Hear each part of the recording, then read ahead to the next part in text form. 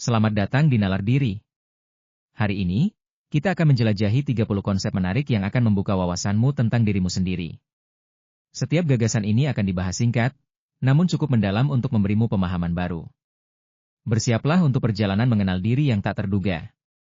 Abraham Maslow mengajukan bahwa manusia memiliki hierarki kebutuhan, dari fisiologis paling dasar hingga aktualisasi diri tertinggi. Memahami ini membantu kita melihat motivasi di balik tindakan kita dan prioritas dalam hidup. Ketika kebutuhan dasar terpenuhi, barulah kita termotivasi untuk mencapai tingkat yang lebih tinggi, seperti rasa memiliki, harga diri, dan pada akhirnya, potensi penuh diri. Ini adalah peta jalan yang bagus untuk pengembangan pribadi dan pemahaman tentang apa yang benar-benar mendorong perilaku manusia. Albert Bandura menekankan pentingnya pembelajaran melalui observasi. Kita belajar tidak hanya dari pengalaman langsung, tetapi juga dengan mengamati orang lain dan konsekuensi tindakan mereka.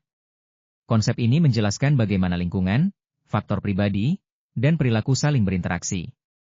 Jadi, lingkungan sosial kita, termasuk orang-orang di sekitar kita dan media yang kita konsumsi, sangat membentuk keyakinan dan perilaku kita, seringkali tanpa kita sadari. Sigmund Freud memperkenalkan gagasan bahwa pikiran bawah sadar sangat memengaruhi perilaku kita. Konflik masa kecil dan dorongan yang tidak disadari membentuk kepribadian kita. Memahami teori ini dapat membantu kita mengidentifikasi pola perilaku yang mungkin berakar dari pengalaman lampau. Pikiran bawah sadar, yang berisi keinginan, ketakutan, dan kenangan yang tertekan, secara konstan bekerja di balik layar, memengaruhi pilihan dan reaksi kita sehari-hari.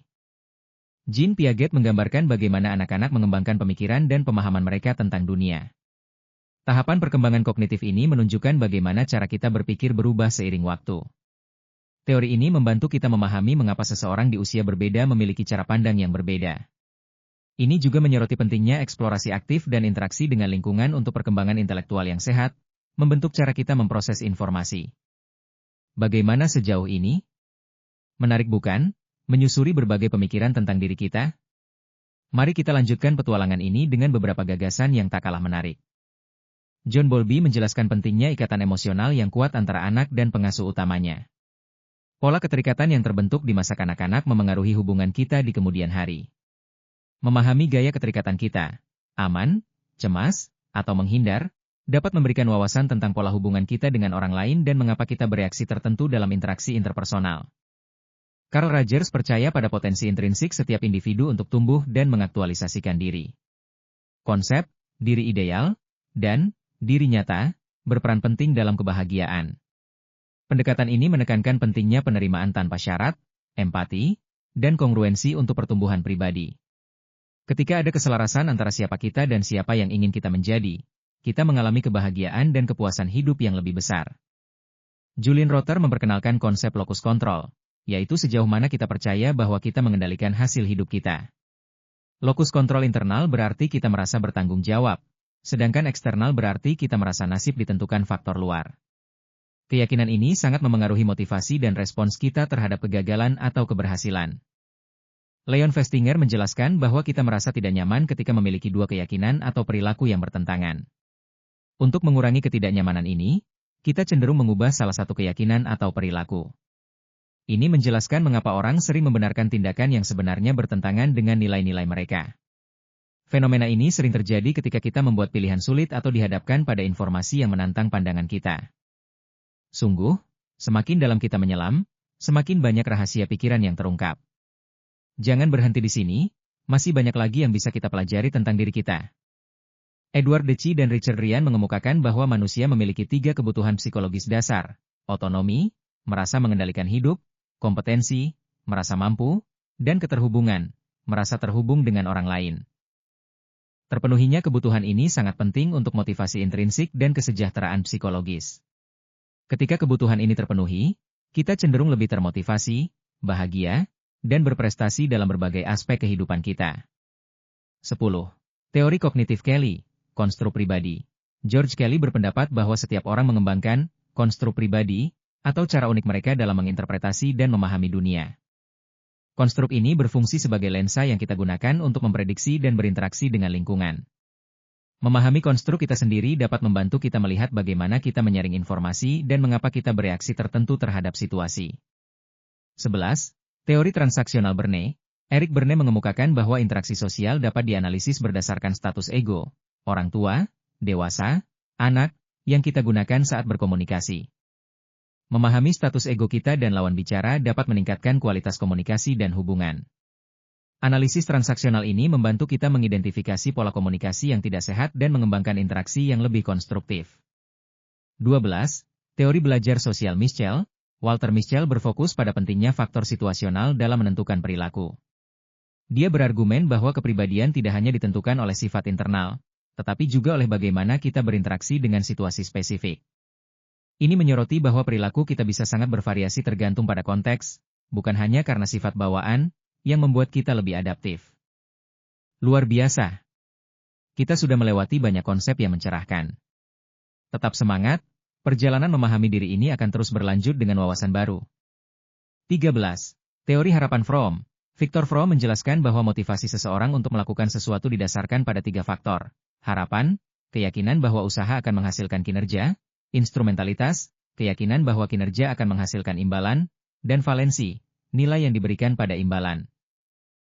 Teori ini menjelaskan mengapa seseorang termotivasi atau tidak termotivasi dalam mencapai tujuan tertentu. 14. Teori atribusi Weiner. Bernard Weiner membahas bagaimana kita menjelaskan penyebab keberhasilan atau kegagalan, baik pada diri sendiri maupun orang lain. Penjelasan ini, apakah kita mengaitkannya dengan kemampuan, usaha, keberuntungan, atau kesulitan tugas, memengaruhi motivasi dan emosi kita di masa depan. Memahami pola atribusi kita dapat membantu kita mengubah perspektif negatif menjadi positif. 15. Teori pertukaran sosial Homans. George Homans berpendapat bahwa interaksi sosial kita adalah bentuk pertukaran di mana kita berusaha memaksimalkan keuntungan dan meminimalkan biaya. Kita cenderung mempertahankan hubungan yang memberi kita lebih banyak manfaat daripada kerugian. Konsep ini membantu menjelaskan mengapa kita memilih untuk berinteraksi dengan orang tertentu dan bagaimana hubungan berkembang atau merosot. 16. Teori ekologi Bronfenbrenner. Uriah Bronfenbrenner menggambarkan bahwa perkembangan individu dipengaruhi oleh berbagai sistem lingkungan yang saling terkait, dari mikro, keluarga, hingga makro, budaya. Memahami bagaimana lingkungan membentuk kita memberi wawasan tentang identitas dan perilaku kita. Lingkungan ini secara konstan berinteraksi dan memengaruhi satu sama lain, membentuk pengalaman dan perkembangan individu. Semakin dalam, semakin kita sadar betapa kompleksnya diri kita. Tapi jangan khawatir, setiap gagasan ini adalah kunci untuk membuka pemahamanmu. Ayo teruskan. 17. Teori pembentukan konsep Brunner. Jerome Brunner berfokus pada bagaimana kita mengklasifikasikan dan mengorganisasikan informasi ke dalam kategori atau konsep. Proses ini memungkinkan kita untuk memahami dunia secara lebih efisien dan membuat prediksi tentang kejadian di masa depan. Memahami bagaimana kita membentuk konsep membantu kita memahami pola pikir dan pengambilan keputusan. 18. Teori kognitif behavioral Ellis, REB. Albert Ellis mengembangkan rational emotive behavior therapy, REB, yang menekankan bahwa pikiran irasional adalah akar dari banyak masalah emosional. Mengidentifikasi dan menantang keyakinan yang tidak rasional dapat membantu kita mengubah respons emosional dan perilaku kita. Ini adalah alat yang ampuh untuk mengelola stres dan kecemasan. 19. Teori perkembangan moral Kohlberg. Lawrence Kohlberg menguraikan tahapan perkembangan moral, dari tingkat prakonvensional hingga pasca konvensional. Memahami tahapan ini membantu kita melihat bagaimana alasan kita tentang benar dan salah berkembang seiring waktu. Ini juga menjelaskan mengapa orang yang berbeda mungkin memiliki pandangan moral yang sangat berbeda. 20. Teori Big Five Personality Traits. Model ini mengidentifikasi 5 dimensi kepribadian utama: keterbukaan, openness, kesadaran, conscientiousness, ekstraversi, ekstraversion, keramahan, agreeableness, dan neuroticisme, neuroticis. Memahami dimensi ini dapat memberikan gambaran komprehensif tentang karakteristik kepribadian seseorang dan bagaimana hal itu memengaruhi perilaku mereka. Hampir sampai. Setelah ini, kita akan membahas beberapa konsep terakhir yang tak kalah penting untuk memahami diri. Bersiaplah untuk pencerahan. Teori pengambilan keputusan prospek teori. Kahneman, Tversky, Daniel Kahneman, dan Amos Tversky menunjukkan bahwa cara kita mengambil keputusan seringkali bias dan tidak selalu rasional, terutama terkait dengan risiko dan ketidakpastian. Kita cenderung lebih peka terhadap kerugian daripada keuntungan. Memahami bias ini membantu kita membuat keputusan yang lebih baik dan lebih rasional dalam hidup. Teori flow Csikszentmihalyi. Mihaly Csikszentmihalyi menjelaskan konsep flow, yaitu keadaan di mana seseorang sepenuhnya tenggelam dalam suatu aktivitas, merasakan kegembiraan dan kehilangan kesadaran diri. Mencapai keadaan flow seringkali dikaitkan dengan kebahagiaan dan produktivitas. Ini menyoroti pentingnya menemukan aktivitas yang menantang namun dapat dikuasai untuk mencapai kepuasan optimal. Teori identitas sosial Tachfeld-Turner, Henry Tachfeld dan John Turner mengemukakan bahwa bagian dari identitas diri kita berasal dari keanggotaan kita dalam kelompok sosial.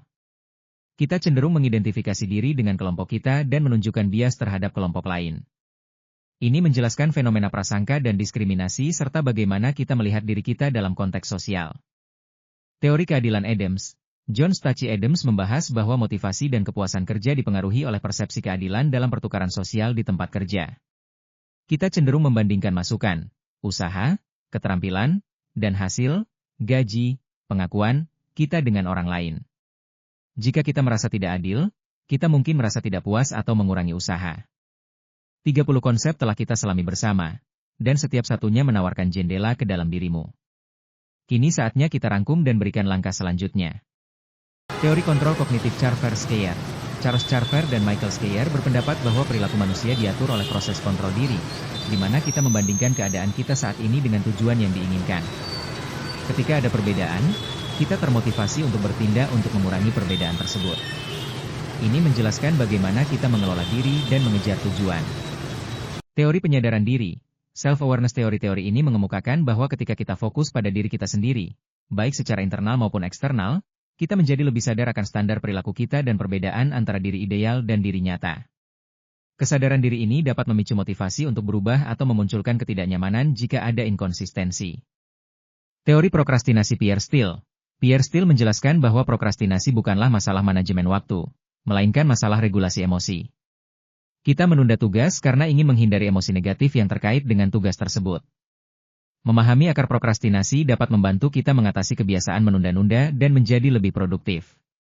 Teori efektivitas diri, self-efficacy, Bandura.